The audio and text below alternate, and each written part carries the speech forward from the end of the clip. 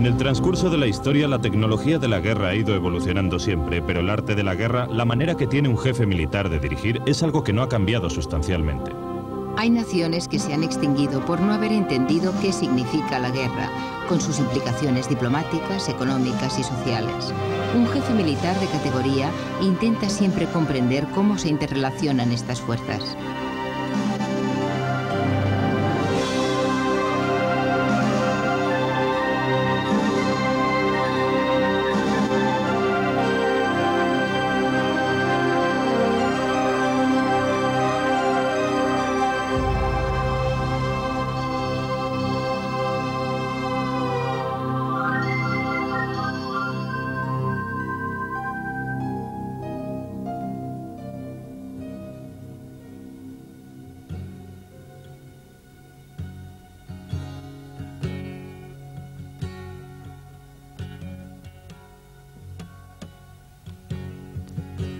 Estas carreteras, a unos 80 kilómetros al sur de Washington, Distrito Federal, fueron escenario de uno de los choques más terribles que tuvo lugar durante la Guerra Civil Americana.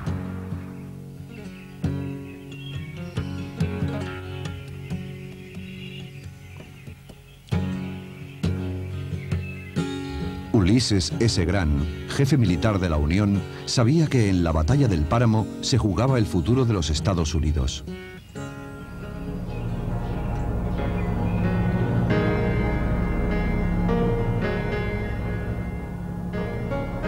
La Guerra Civil Americana.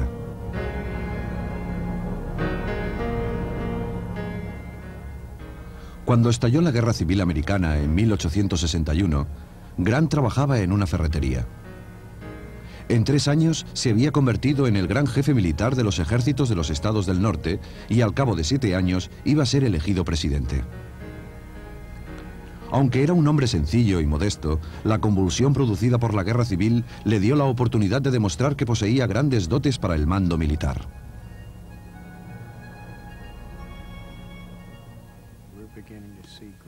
Se empieza a considerar a Grant casi como el santo patrón del pensamiento militar americano moderno. Es probablemente el primer guerrero moderno que América ha producido y como tal, el primero del mundo entero desde el siglo XIX. Tenía un sentido agudo para reconocer tanto los aspectos prácticos como los emocionales de la guerra total.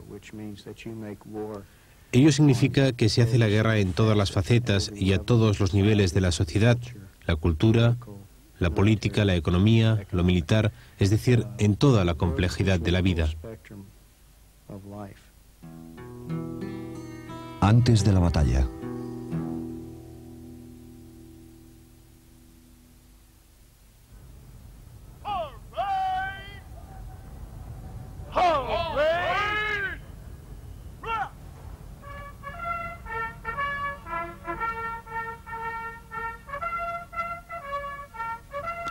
La Academia Militar Estadounidense de West Point.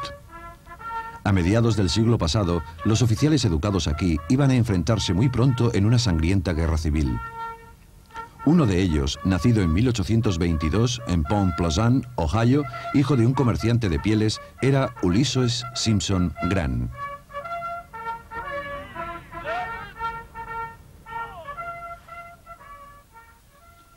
La vida militar no me atraía especialmente y no pensaba en absoluto quedarme en el ejército, incluso en el caso en que me graduara, cosa que no tenía nada claro que ocurriera.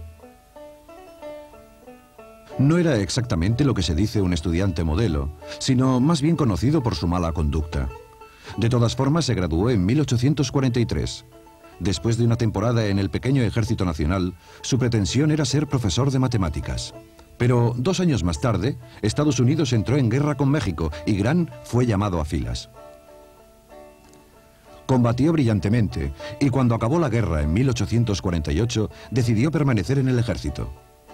Pero la vida militar en tiempos de paz no era para él. La firme disciplina le afectaba y se dio a la bebida. Abandonó el ejército y después de varios intentos fallidos en trabajos de granja y en una empresa inmobiliaria, volvió a la empresa familiar que llevaban sus hermanos más jóvenes.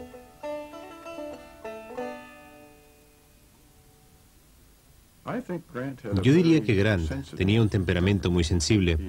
Era un buen pintor de paisajes y creo que era una persona exquisita. Puede verse en la manera como se relacionaba con sus subordinados. Creo que hubo cosas que le molestaron en la Guerra de México. Y su propia carrera después de la Guerra de México estuvo marcada por el hecho de que en sus destinos no se le permitía estar con la familia. Por eso no creo que se desilusionara por la Guerra de México. Fue más bien la situación familiar lo que le obligó a abandonar su puesto. Siempre se vio como empresario, aunque no lo fuera, pero esa es la imagen que tenía de sí mismo.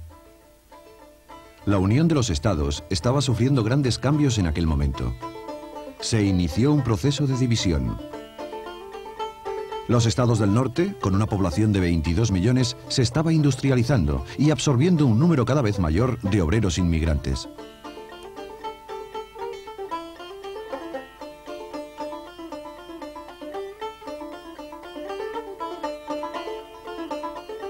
Los estados del sur, con una población de 9 millones, 3 de los cuales eran esclavos, eran fundamentalmente agrícolas.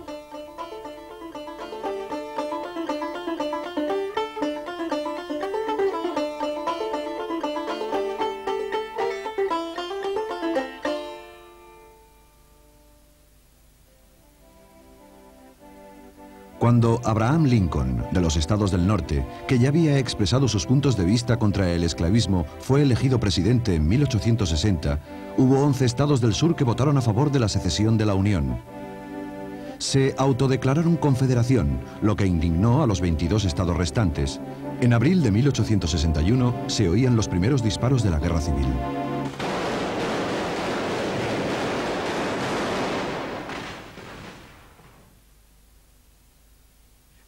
La Guerra Civil Americana es una guerra de transición entre, por una parte, las dramáticas guerras napoleónicas de principios del siglo XIX y, por otra, el camino hacia Armagedón, los horrores de la Primera Guerra Mundial a principios del siglo XX.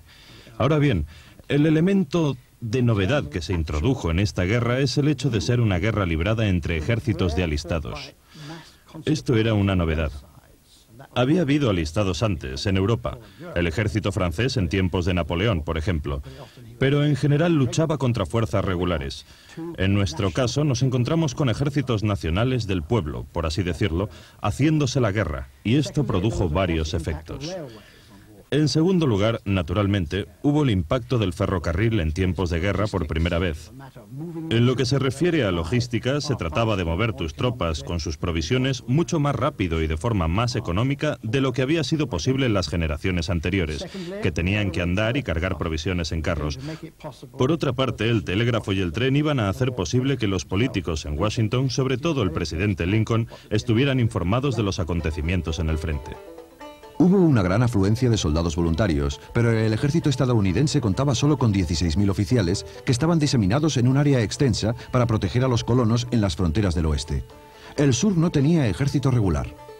Como graduado en West Point, Grant ofreció sus servicios, pero fue rechazado.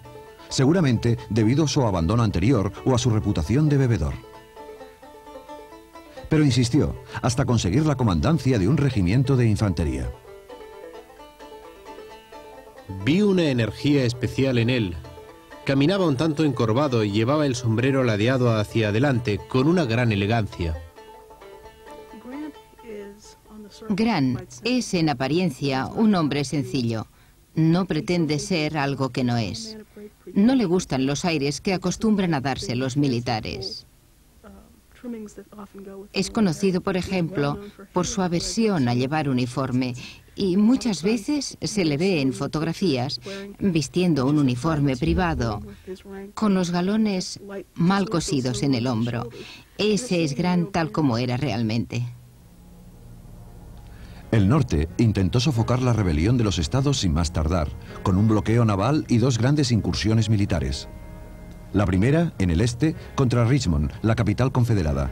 La segunda, en el oeste, para controlar el río Mississippi y 2 de sus afluentes, el Tennessee y el Cumberland.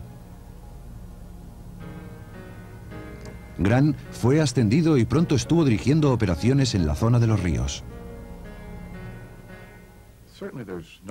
Puede asegurarse que no había ningún signo de la grandeza de Grant en las primeras batallas en las que participó, pero algunos rasgos de su personalidad ya apuntaban su brillante futuro.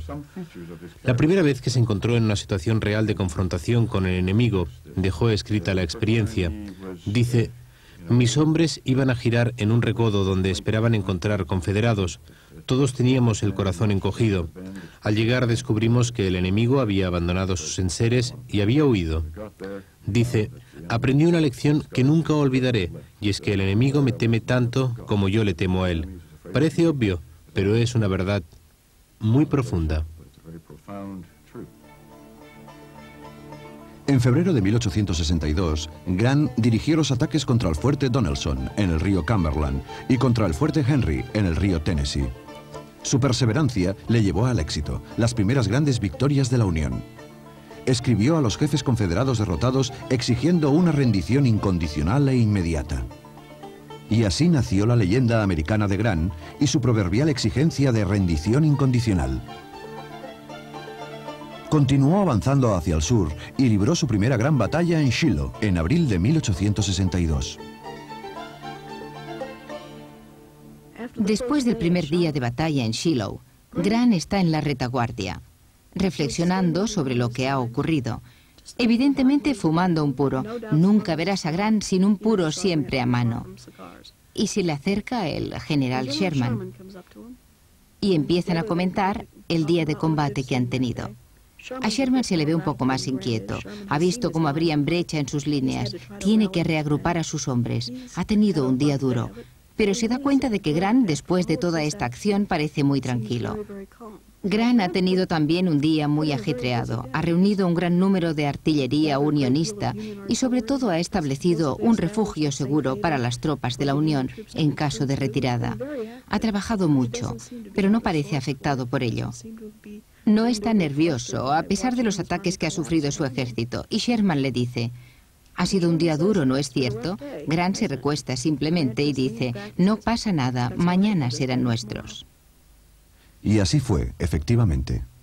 A finales de 1862 había alcanzado Vicksburg, el punto clave del Mississippi. Una ciudad que el presidente confederado Jefferson Davis había llamado el clavo que sujeta las dos mitades del sur. Era una plaza fuerte, bien fortificada, que dominaba el río. Las tentativas de asalto de la ciudad habían sido hasta entonces infructuosas. Pero Grant no quería darse por vencido. Decidió abrir una vía por el río desembarcando en la orilla oeste.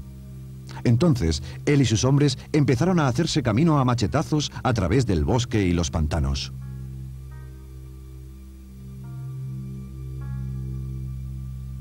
Sus superiores estaban convencidos de que al abandonar las líneas de aprovisionamiento, lo más probable es que fracasara. Grant siguió adelante, convencido de que la mayoría de los generales no entendían la clase de guerra que se estaba librando. Algunos generales de nuestro ejército fracasaron porque actuaban siempre según las reglas. Siempre pensaban en lo que haría Napoleón en su situación. Desgraciadamente, los rebeldes no pensaban conforme con sus planes. Con el apoyo de barcos de la Unión, que habían logrado franquear el paso más allá de Vicksburg, Grant movilizó sus soldados volviendo a cruzar el río y llevándolos hacia el norte, hasta Jackson, para atacar finalmente Vicksburg desde el este. Después de un breve asedio, cayó la plaza fuerte. La Unión ejercía ahora el control sobre el Mississippi. El presidente Lincoln había seguido de cerca la actuación de Grant y estaba impresionado por sus victorias. Desde el principio de la guerra, Lincoln había cesado consecutivamente 3 comandantes en jefe. Todas las tentativas de asalto de Richmond, la capital confederada, habían fracasado. Finalmente, Grant parecía ser el comandante apropiado que necesitaba. Bueno, ya saben cómo fue con los demás. Tan pronto como nombraba comandante en jefe a alguien, me presentaba un plan para la campaña y decía: no creo que pueda hacerlo, pero si usted dice que sí, y me echaban a mí toda la responsabilidad del éxito o del fracaso. No ocurre lo mismo con Grant. Estoy satisfecho de haber encontrado un hombre que pueda actuar sin mi visto bueno. En marzo de aquel año, Grant fue convocado a la Casa Blanca, en Washington, y fue nombrado nuevo comandante en jefe de la Unión. Lincoln defendió siempre a Grant frente a los que le criticaban. Muchos lo acusaban de ser un borracho, que lo había sido, de ser un peletero fracasado y un granjero fracasado, como también había sido durante años y en el transcurso de su carrera militar. Lincoln contestaba siempre con la misma frase a este tipo de críticas: necesito a este hombre, es un luchador nato. La batalla.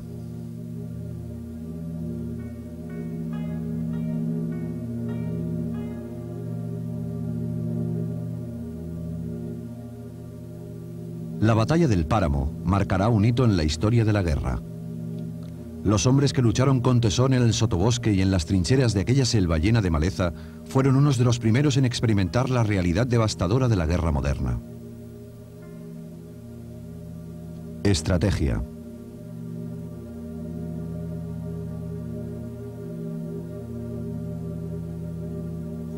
La estrategia de Grant consistió en atacar varios frentes a la vez, aprovechando la superioridad numérica y de medios de la Unión, manteniendo la presión a cualquier precio, hasta que el sur estuviera tan agobiado y debilitado que se viera forzado a rendirse.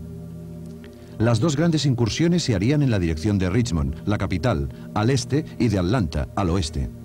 A Grant no le interesaban las ciudades en particular. Trataba de atraer hacia ellas los ejércitos confederados para su defensa. Una de las aportaciones de Grant es la de enseñar al ejército a organizar una estrategia coordinada. Cuando empezó la guerra civil, había una serie de campañas sin relación entre ellas. Cuando Grant asumió la comandancia, todo soldado con uniforme azul estaba técnicamente a sus órdenes y podía dirigir operaciones múltiples a distintas divisiones del ejército, enviando simplemente un mensaje telegráfico. Fue el primero en concebir realmente una estrategia en el sentido nacional. Una estrategia a gran escala que no consistía simplemente en un ejército contra otro ejército en el teatro de operaciones para un objetivo definido, sino más bien en dirigir varias divisiones al mismo tiempo para conseguir una gran victoria final. Pienso que la conquista de las fuerzas organizadas del enemigo es algo mucho más importante que la mera ocupación de un territorio.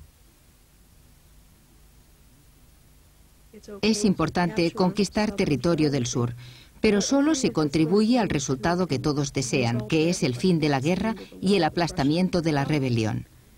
Lo que hace Grant es cambiar los objetivos, cambiar la perspectiva de sus acciones. En vez de dirigir el ejército de la Unión a la conquista de ciudades, como Richmond, o a la conquista de territorios, como una cordillera o un río importante, lo importante es dirigirse hacia el ejército confederado, esté donde esté. Es el ejército confederado que permite que exista la confederación. Si se derrota al ejército, se derrota a la rebelión. Y este es un cambio de visión muy importante. Los confederados empezaban a tener problemas de reclutamiento y de intendencia en el ejército.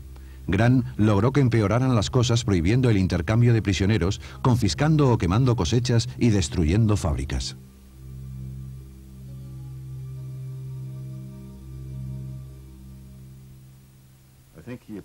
Creo que lo que hizo es aplicar el sentido común a la guerra. Esto es una definición de estrategia, el sentido común aplicado al arte de la guerra. Es lo que hizo. Creo que fue capaz de aglutinar todos los recursos que eran superiores del norte para combatir contra el sur, algo que no se había hecho antes. Creo que comprendió la relación existente entre lo militar y lo político y nunca intentó entrometerse. En mi opinión, tenía fe en sí mismo, en su plan y en sus hombres, y eso dio sus resultados. No es un Napoleón con campañas espectaculares y proclamaciones altisonantes, pero su concepto de la guerra era muy parecido al de Napoleón. Una frase que ambos usan en su correspondencia es la de actuar según la circunstancia. Ambos planeaban, pero sabían que habría que adaptarse a hacer cambios, tal vez abandonar un plan para hacer algo distinto. Lo aceptaban así y se sentían cómodos en este contexto. Es así como Grant orquestó todas las fuerzas de la democracia, que eran las del norte en 1864. Y mientras Lincoln lo apoyara, la victoria era solo cuestión de tiempo. Grant no era la clase de hombre para quedarse en Washington cuando empezaron los combates. Estuvo con el ejército cuando se produjo el asalto de Richmond, defendida por el general en jefe de las fuerzas sudistas, Robert E. Lee. Lee había sido uno de los mejores cadetes en West Point, y cuando estalló la guerra, ambos contendientes le pidieron que fuera comandante en jefe de sus respectivos ejércitos. Tomó partido por el sur y se convirtió en uno de los rivales más difíciles para el norte. Robert Lee sigue siendo la figura más romántica de la guerra civil en ambos bandos. Es sin duda el comandante en jefe más famoso de esta guerra. Se le ha visto casi como a un santo. El grupo de la causa perdida lo presentó después de la guerra civil casi como un mesías. Y fue un gran general, no hay duda.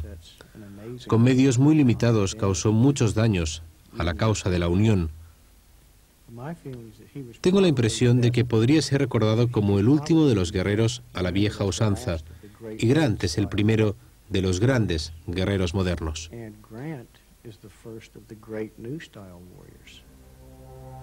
Preparación.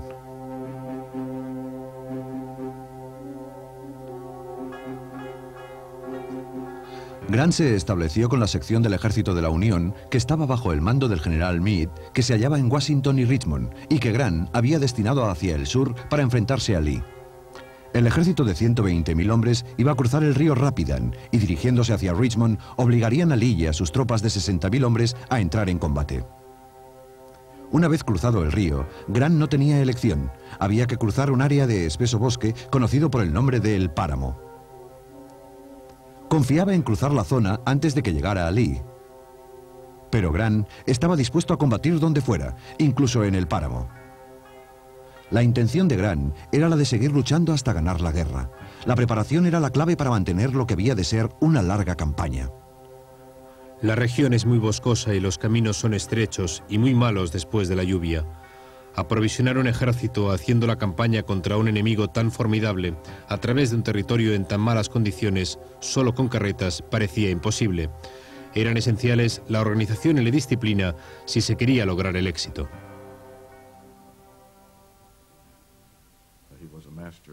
Era un maestro de la logística y utilizó la vía fluvial con gran eficacia durante la campaña del 64 para aprovisionar el ejército. Creo que cambió 3 veces de base de intendencia durante la campaña. Tenía 125.000 raciones embarcadas que podían ser distribuidas en el punto que fuera necesario. No puede entenderse la campaña del 64 de Lee si no fuera por la máquina de vapor. Es de una eficiencia absoluta en las preparaciones logísticas para esta campaña. No piensa retirarse, a pesar de las presiones que recibe desde Washington, hasta que está preparado, cuando tiene las provisiones listas, los carros adecuados y lo que haga falta para apoyar a su ejército. Se trata, pues, de una preparación hasta el último detalle de su campaña, lo cual le distingue ya desde entonces como un gran jefe militar. En mayo de 1864 estaba listo. Determinación.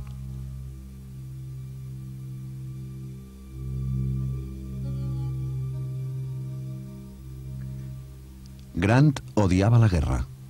Efectivamente, le molestaba profundamente la sola visión de la sangre, pero estaba convencido de que únicamente perseverando en la lucha se podía llegar al final del conflicto hasta que los estados rebeldes se dieran cuenta de que no podían ganar de ninguna manera. Estaba dispuesto a conseguirlo. El día 4 de mayo, Lee observaba desde un campamento en una colina y vio a Grant que se dirigía hacia el río Rapidan. Lee estaba en inferioridad numérica, pero pretendía aprovechar el terreno a su favor. Ni la superioridad numérica de Grant ni su artillería serían decisivas si Lee lo atacaba en los bosques. Lee conocía la zona, era territorio confederado, algunos de sus soldados eran del lugar. Las cartas estaban igualadas.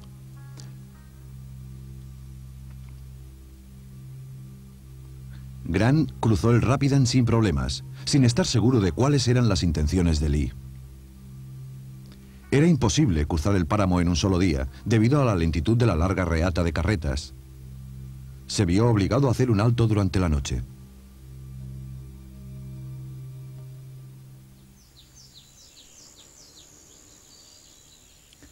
El amanecer de la mañana siguiente fue bochornoso. Grant dio la orden de que siguiera la marcha. Mientras tanto, las fuerzas de Lee se iban aproximando. En caso de ser atacados, Grant no tenía ningún plan especial de despliegue táctico. Confiaba únicamente en la fuerza. En mi opinión, Grant es el primer jefe militar moderno que los americanos deben considerar. Y en palabras de Russell Weigley, un preciado historiador militar, Grant es, de hecho, la base de la doctrina militar americana. No es muy sutil. Efectúa un tipo de operaciones militares muy directas. Encuéntralos, ajústales las cuentas, destrúyelos y acaba con ellos.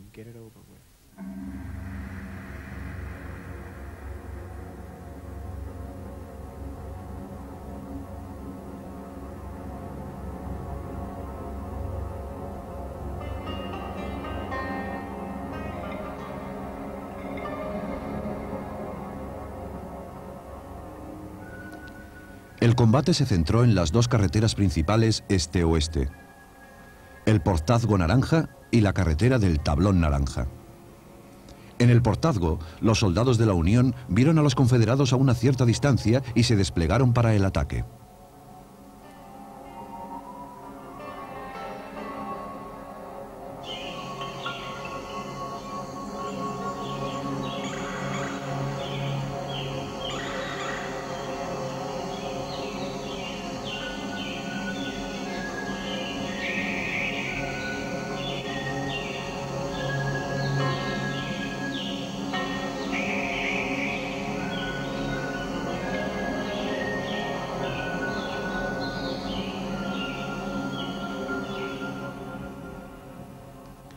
Mientras tanto, la caballería de la Unión, apostada en la parte sur de la carretera del Tablón, se enfrentó a una fuerza importante de infantería confederada. Los hombres de Grant se batieron rápidamente en retirada. Fue un combate ciego, en una oscuridad como de medianoche, una penumbra que hacía impracticables las maniobras. Era una jungla en la que los regimientos se daban de bruces con el enemigo continuamente, llegando incluso a disparar en la confusión contra sus propias filas, guiados únicamente por el crepitar de las ramas o los gritos y señales que surgían de las profundidades que los envolvían.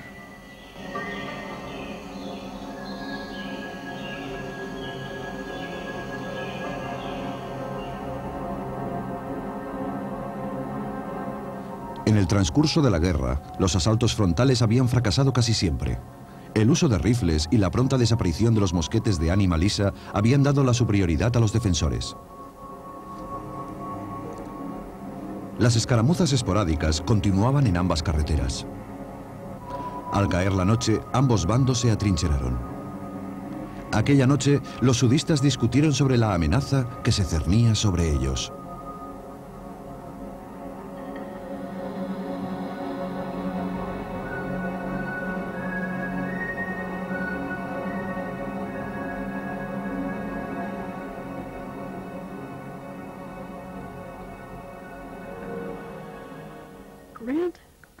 Es interesante observar la actitud de Grant durante la campaña del Páramo, sobre todo por lo que no hace.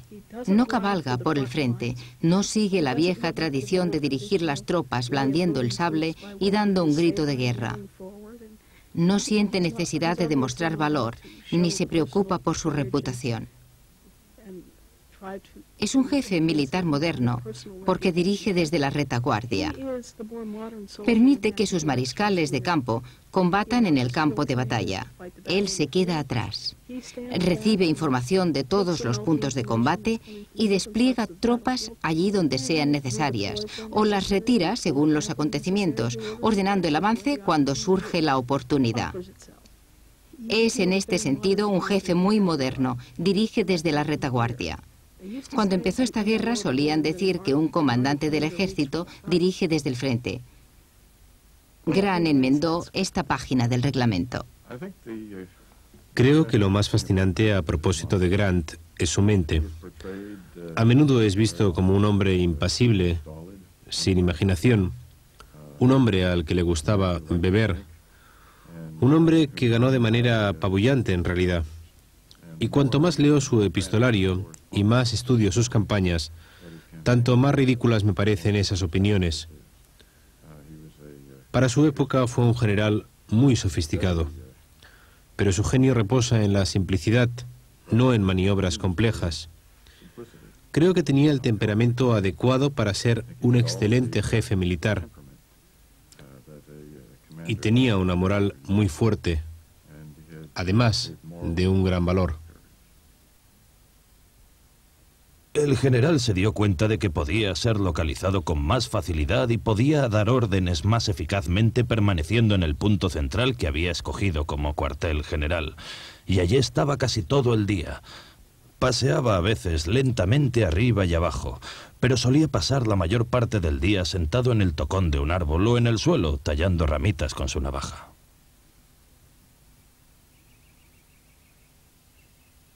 Grant pasó la tarde del día 5 dando indicaciones de orden general al tiempo que dejaba en manos del general Meade el control directo de gran parte de las tropas. Hay una característica interesante en las órdenes de Grant. No importa si han sido escritas rápidamente, al momento, nadie tiene la menor duda respecto a su significado, ni tan solo tienen que releerlas para entenderlas.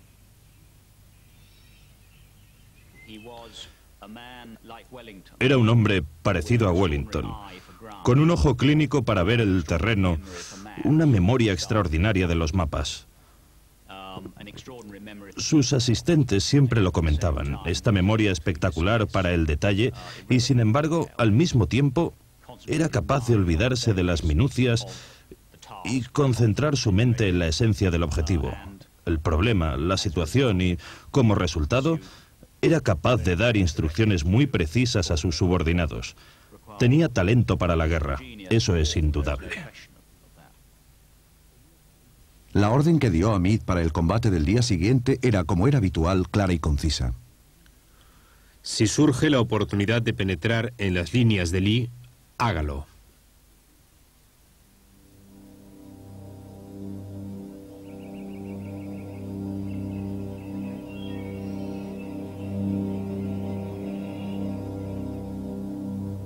Grant dio la orden de atacar a primera hora de la mañana a cualquiera de los lados de la parte sur de la carretera del Tablón. A pesar de las dificultades del terreno, empezó bien y forzaron a las tropas confederadas a replegarse hasta el mismo campamento de Lee. Pero la artillería y la llegada fortuita de refuerzos dieron paso al contraataque. Los confederados se lanzaron al asalto, pero se interrumpió cuando su general fue alcanzado accidentalmente por los disparos de sus propias tropas.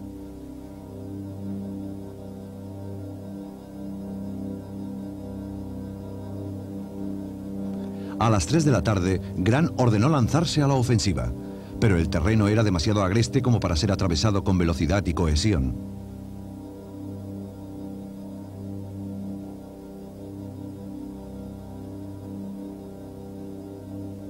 Lee respondió enseguida, pero no pudo abrir ninguna brecha en las líneas defensivas de la Unión. En el norte, cerca del Portazgo, los confederados se percataron de la debilidad del ala derecha de los de la Unión. Un ataque contundente fue repelido en este extremo de la línea defensiva, pero al caer la noche, unos cuantos centenares de soldados fueron hechos prisioneros.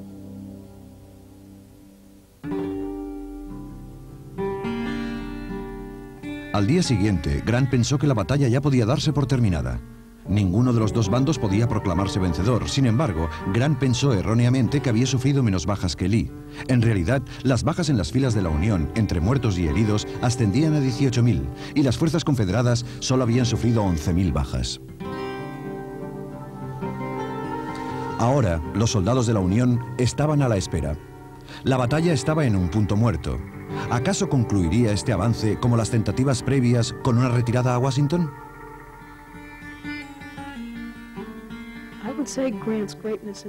Yo diría que la grandeza de Grant en el páramo se manifiesta el día 7, el día después del combate, cuando su ejército se dirige hacia el sur en vez de hacia el norte. Normalmente, después de una gran batalla y después de sufrir grandes pérdidas, los ejércitos se retiraban a sus campamentos, curaban a los heridos y tal vez al cabo de unos meses volvían a luchar. Creo que la contribución decisiva de Grant en este caso es que no iba a permitir el receso. Estaba decidido a seguir hacia el sur, hacia Richmond, forzar a Lee a que le atacara, combatir contra él, agotar sus fuerzas y seguir la lucha. Pienso seguir luchando aunque estemos aquí todo el verano. había dicho, porque se trataba de extenuar a Lee y a su ejército.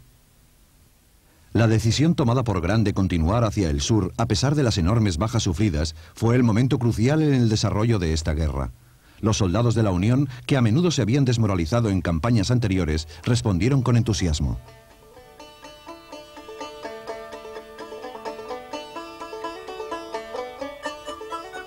Los soldados, agotados y soñolientos después de la larga batalla, con miembros rígidos y heridas dolorosas, marcharon hacia el enemigo olvidando sus males y se dirigieron hacia la carretera. El eco del clamor entusiasta resonó a través de los bosques.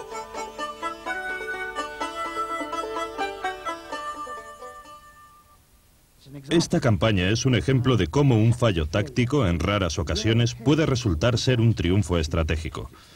Cerrándole el cerco a Lee, Grant aseguraba el triunfo de Sherman en su campaña de Atlanta, y desde allí, hacia el este y hacia el sur en dirección al mar. Esta iba a ser la gran hazaña, que llevó a la Confederación al desastre en los 12 meses siguientes.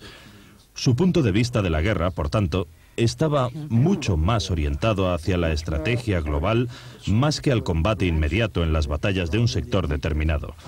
Podía ver más allá del combate inmediato, y en dicha visión descansa, a mi entender, uno de los atributos de la grandeza de Grant. Antes de la batalla.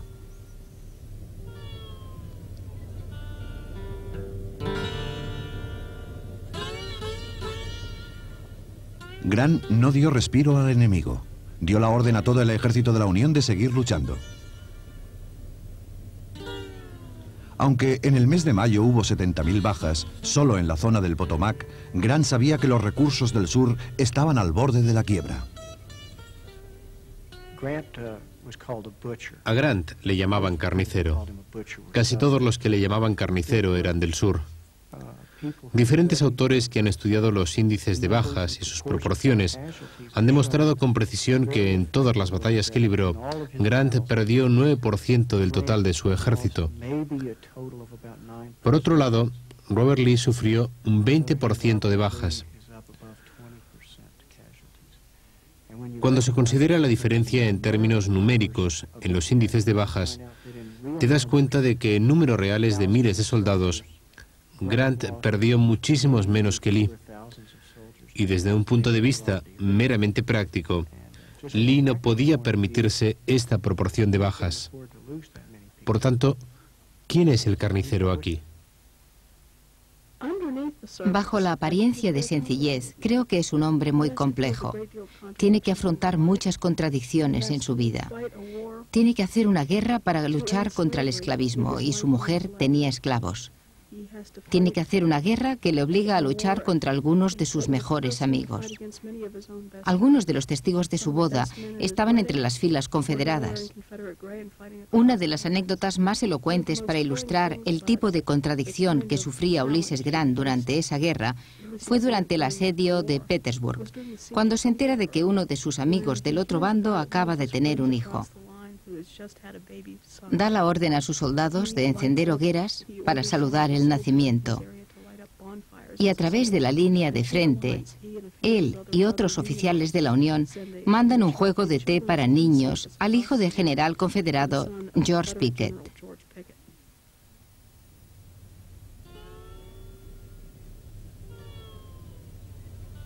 Las batallas continuaron. Lee estaba tan agobiado debido a la persistencia de la ofensiva de Grant que no pudo enviar tropas de refuerzo a Atlanta, que cayó en manos de Sherman en septiembre de 1864, justo a tiempo para las elecciones presidenciales de los estados del norte. Creo que podría afirmarse que Grant fue el responsable directo de que el norte ganara la guerra civil, porque había en el norte un movimiento creciente por la paz, justo antes de que Grant tomara las riendas de la guerra.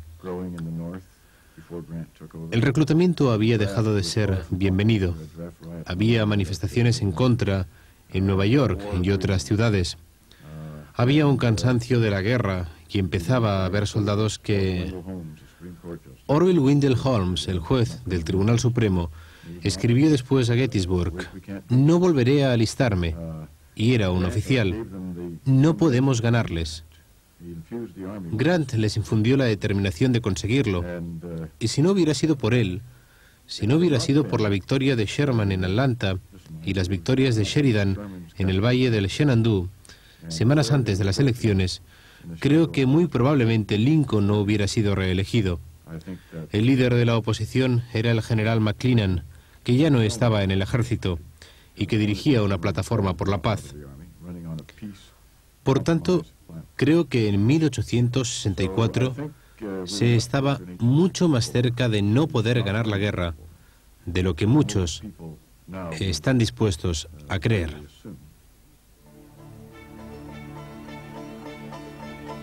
Grant y Lee siguieron combatiendo hasta la caída de la maltrecha capital confederada el día 2 de abril de 1865.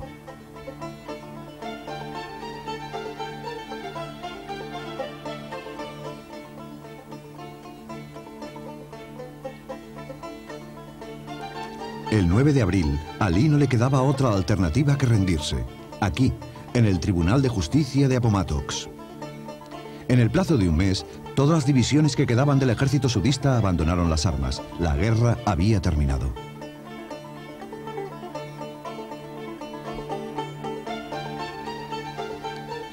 La guerra civil había causado 1 millón de víctimas, pero Grant no se había arredrado ante las realidades de la guerra.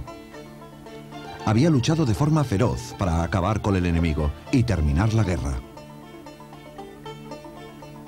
Grant había concebido la guerra por lo que era realmente, una confrontación entre naciones y no un coto privado de los ejércitos profesionales.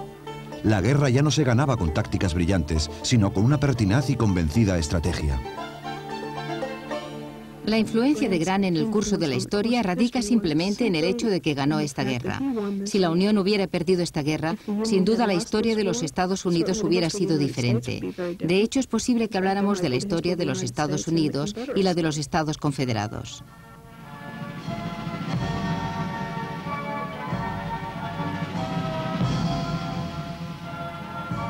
Los Estados Unidos tuvieron que hacer frente a la reconstrucción.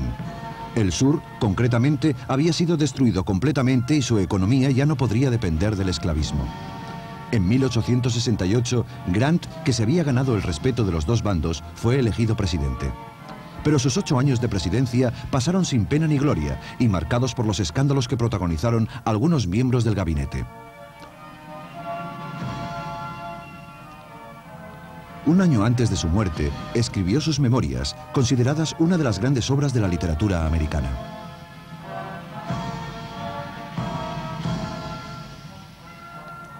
Con su proverbial determinación, acabó sus memorias días antes de morir, el 23 de julio de 1885.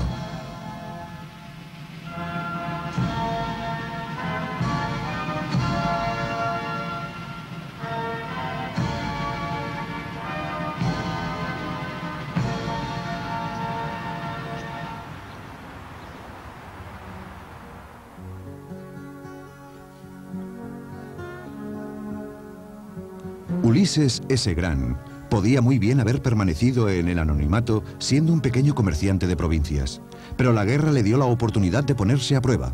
Las características que en tiempos de paz le hubieran resultado estériles le catapultaron a la jefatura militar y a la subsiguiente victoria de la Unión.